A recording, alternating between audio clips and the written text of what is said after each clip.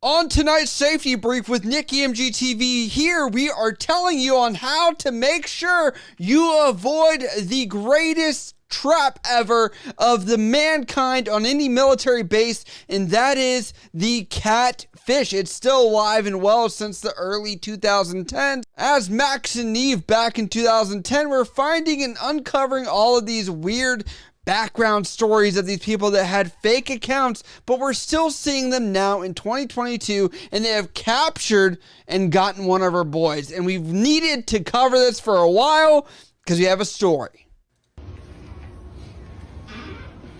Hey, you gotta go. You gotta do barracks checks. Huh? Unless you want to stay outside or something. But nah, you can't stay in. I'm finna let first sergeant know. I thought I told you you had barracks checks around 8. Ladies and gents, this is a battle buddy if I've ever seen a battle buddy. Now, obviously, we know that everyone's on Tinder, Hinge, Bumble, whatever, Grinder, for, that might be your thing, around a military base, and the angles are popping.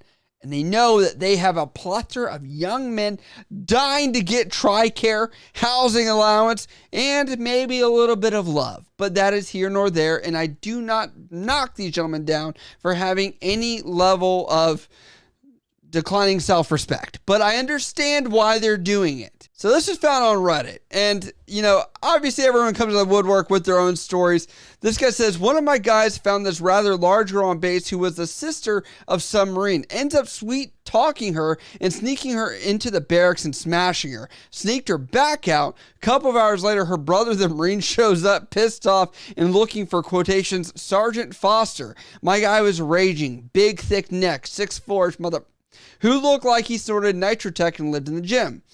I'm no B, but pretty sure this dude would have murdered me in fair fight. Anyhow, he's raging looking for the Sergeant Foster that effed his fat sister. I talked a bit of shit to him and told him we didn't have a Sergeant Foster and told him to get the F off my deck with his attitude. And he obliged and didn't turn me into a pretzel and F me out or otherwise eat me. We did, however, have Private Foster, whose ass I went to chew while he was laughing uncontrollably. Foster, if you're reading this was hilarious, but at the same time, that guy could have killed me and made a canoe from my corpse and paddled around Lake Bandini in it. This is true leadership, guys. You cover for your Joes. You make sure that they are taken care of. You defend them. America's depending on you to take care of these kids that sign their lives away. This guy writes, what is she, the co-signer of the dude's charger, though? Surely that grants her rights to hibernate during winter, right? It's not winter yet, my dude. It's only November 21st as I'm filming this, which means December, she finally gets to move in. She stays outside till then she can move in. Charger might be her best place to stay, but man, they better have some good suspension and some good tires during this time of year. It says, definitely not Marines. Skinny, bald, retarded, crippled, spines on the back. Don't give no F's. 800-pound B. Come here, sweetie. Oh, my God. This stereotype is going to survive. And, it's just known. It's like the most scrawny dude, right, is going to be the dude that gets the biggest girl. It's almost like, I'm going to date myself, but that movie Road Trip where the scrawniest dude gets that big black girl that loves him and he's just in heaven and he's been called, shaded or covered his whole life by his parents. And pretty much that is the person that joins the military sometimes. This guy writes, my mom doesn't like a whole bunch of people showing up with me. Oh my God. As an Army officer, I approve the F out of this. Now, here's the deal. Army officers probably respect the junior enlisted a little bit more because they respect the idea, unlike that one officer that we've covered, that thought we carried hatchets and thought we were just drug dealers, but we're not. So we're going to move forward. And I love this comment too. Was this before or after he effed? Now, I will give credit. he probably just needed a little bit of love, right? I said I don't judge there. I understand. He might have been down bad. This might have been a Thursday night, Wednesday night, maybe. Thursday, you at least have anticipation for the weekend. You could have waited one more day. It's probably Wednesday. This guy writes, quotations, pose as a sergeant? Did I read that right? Just go get the duty PMO, edit, or better yet, just have the stones to tell her F off in the first place, which could be it. It says nobody wants to be in the duty log as a PFC that was effing a barnyard animal.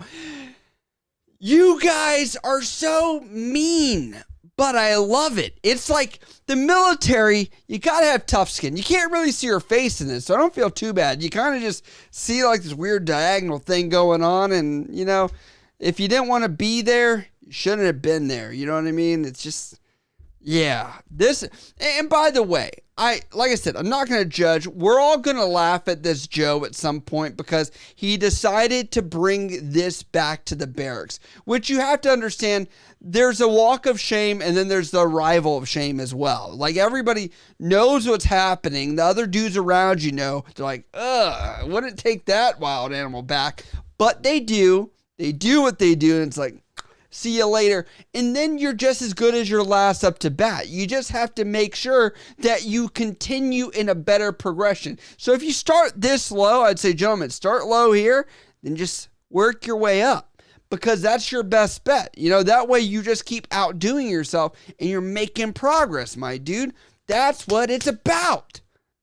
JerdDog77 says, that was a slick idea, but I gotta admit, I kind of feel bad for the girl. I doubt she bought it. I don't feel bad. If this girl catfished this guy and truly threw up some photos, you gotta be careful. Anything from here down, you need a full body shot. You know, you gotta be a little transparent. You gotta FaceTime. This is part of the safety brief. You need to FaceTime these girls if you're expecting to know what you're getting yourself into. You gotta make sure, I've always wanted this. Like, let's just have a scale where it's like, let's be honest or truthful. You got to go to a store, you know, something to keep some honest integrity out there, because how many people think they're not ever going to actually meet these people and line their photos or get the angles or use really old photos? Like, you are going to eventually see this guy, or at least that's what you're hoping to do. So I have no idea why this would be the case, but I digress. This has been your weekend safety brief. Make sure you FaceTime your Tinder dates. Make sure you guys are checking their other social medias, Instagram, right? Don't just believe the little ones they're going to send you on Snap or whatever. And then just make sure you're doing your due diligence. You might also want to ask a buddy, hey, have you seen this girl, right?